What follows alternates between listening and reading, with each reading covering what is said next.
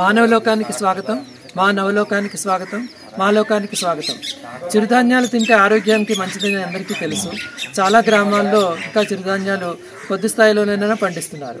అయితే పండించిన చిరుధాన్యాలని ఏ విధంగా గింజల రూపంలో, లేకపోతే ధాన్యం రూపంలో, లేకపోతే పిండి రూపంలో, రవ్వ రూపంలో ఏ రకంగా మార్చుకోవాలి, దానికి తగిన వ్యవస్థలు గ్రామంలో ఎలా ఉన్నాయి అవి తెలుసుకోవాలంటే మనం అరకు వ్యాలీలో ఉన్న ఒక చిన్న గ్రామానికి వచ్చాము. ఇక్కడ ఏ పద్ధతి ద్వారా చిరుధాన్యాలని ధాన్యం రూపం నుంచి పిండి రూపంలో, రవ్వ రూపంలో మార్చుకుంటారో, ఈ గిర్ని ఎలా పనిచేస్తుందో అడిగి తెలుసుకుందాం పదండి. ఇలా చేస్తే రాళ్ళు అంతా ఇటు వచ్చేస్తుంది సార్. ఇది ఇది ఇది శుభ్రంగా అయిపోద్ది, అంటే సపరేట్ అయిపోద్ది సార్ దేనికి దానికి అన్నమాట. ఏమైనా రాక్స్ లాంటివి ఏమైనా ఉంటాయి కదా, చెత్త చెదరం అంతా ఒకవైపు సపరేట్ అయిపోద్ది. ఏదైతే మంచి షోలు ఉంటుందో అవంతా ఒకవైపు సపరేట్ అయిపోద్ది అనమాట. సో మళ్ళీ ఇంకొకసారి దానికి 2-3 టైమ్స్ చేయాలి. ఇలాంటి ప్రాసెస్ అంతా ఇలానే ఉంటుంది. 2-3 టైమ్స్ చేసిన తర్వాత అప్పుడు ఇవి మిల్లు దగ్గర తీసుకెళ్లేసి మనం పిండి ఆడించిన గడ్డి అవి కూడా ఉంటాయి. గడ్డి అవి ఆల్రెడీ ఇలా ఆర్చినప్పుడే అయిపోద్ది, మొత్తం సపరేట్ అయిపోద్ది. గాలి పడితే అన్ని గాలి పట్టేస్తారు. ఇలా జరుగుతారు. ఒక రాయి తీయడానికి ఇంకా సపరేట్ వేసి ఉంటాయి అనమాట. ఒక్కలాగా ఇలా చేసేమనుకో ఒక గాలి వెళ్ళిద్ది. సో రాయికి సపరేట్ చేయడానికి ఒకలా ఉంటాయి. ఇలా చేస్తేమో అవి సపరేట్ అయిపోద్ది, చిన్న ఇస్తాయేమో ఇటు మిగిలిపోద్ది, అలా సపరేట్ అయిపోద్ది అనమాట. ఇది అంతా పేరిపోద్ది. కోతలు కోసాక ఈ రకంగా గింజలు చేయడానికి గ్రామంలో ఉన్న మహిళా రైతులు చాలా శ్రమ పడతారు. రకరకాల దశలో దాన్ని శుభ్రపరుస్తారు. చాలా సమయం పడుతుంది, చాలా శ్రమతో కూడిన పని. ఆ తర్వాత దీన్ని మిల్లులోకి తీసుకెళ్ళి పిండిగా పట్టిస్తారు. గ్రామంలో మిల్లు ఉంటే అంత పని తగ్గినట్టు. గ్రామంలో మిల్లు లేకపోతే వేరే గ్రామాలకు వెళ్ళి 5-6 కిలోమీటర్లు కూడా తీసుకుని వెళ్ళి పిండిగా చేయించుకోవాల్సిన పరిస్థితి. శ్రమతో కూడిన పని ఇదంతా. ఇంత కష్టంతో పండించి దాన్ని పిండిలా మార్చి లేకపోతే గింజలుగా మార్చి చేస్తేనే మనకి ఆహారం దొరుకుతుంది.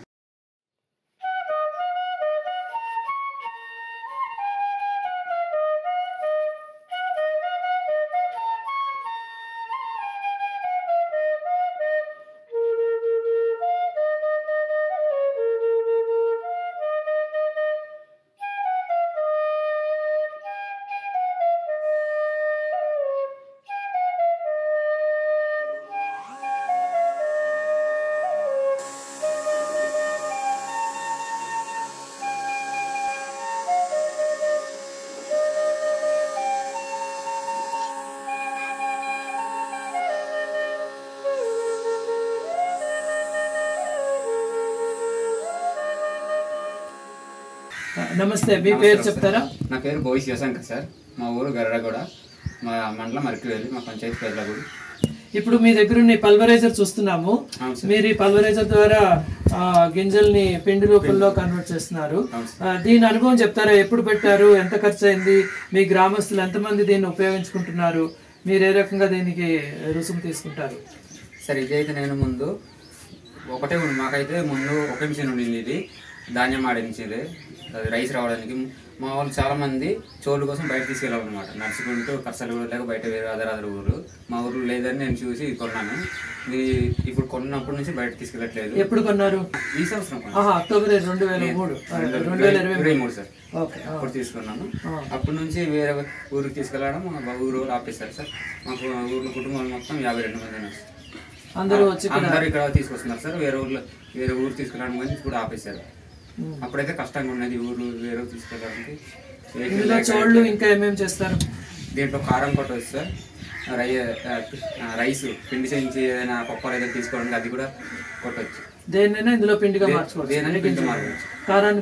కారం కూడా పిండిగా మార్చుకోవచ్చు. కారం తయారు చేయొచ్చు. మీరు కిలోకి ఎంత తీసుకుంటారు? కిలో 3 రూపాయలు సార్. రైస్ అయితే 4 రూపాయలు సార్. దీనికి ఖరీదు ఎంత పెట్టుకున్నారు? దీని ఖరీదు 25,000 సార్. 25,000. ఎన్ని HP పవర్? 3 HP sir. మీరు ఎక్కడి నుంచి తీసుకొచ్చారు ఇది? ఇది సార్ ఒరిస్సా సార్. ఒరిస్సా నుంచి కొన్నారు. ఇప్పుడు ఈ చోళ్ళని ఆడించడానికి కేజీకి ఎంత తీసుకుంటారు? కేజీ ఆడించడానికి అయితే 3 రూపాయలు తీసుకుంటాం సార్. వేరే ధాన్యము బియ్యానికి ధాన్యానికి అయితే రైస్కి అయితే 5 రూపాయలు చొప్పున తీసుకుంటాము. కారం కూడా 5 రూపాయలు సార్.